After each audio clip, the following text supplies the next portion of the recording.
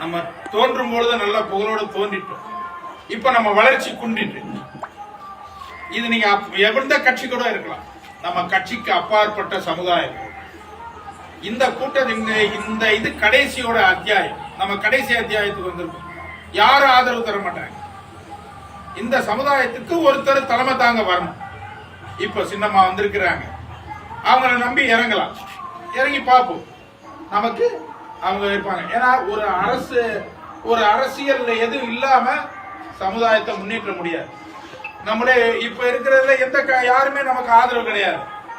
அனாதை பிள்ளைகள் போல் நிக்கிறோம். அதனால இனிமேலாவது நம்ம ஒன்று திரள வேண்டும். ஒற்றுமையாக இருக்கணும். நம்மளுடைய ஒற்றுமையின்மையை தான் எல்லாரும் பயன்படுத்துறாங்க. இனி நம்ம ஒற்றுமையா இருந்து அம்மா வர்ற அன்னைக்கு அனைவரும் வந்து நம்ம மண்ணில் வராங்க. தேவ சொன்ன மாதிரி வீரமும் வேண்டும், விவேகம் இருக்கும். வீரமும் விவேகமும் வேண்டும் நமக்கு. அதனால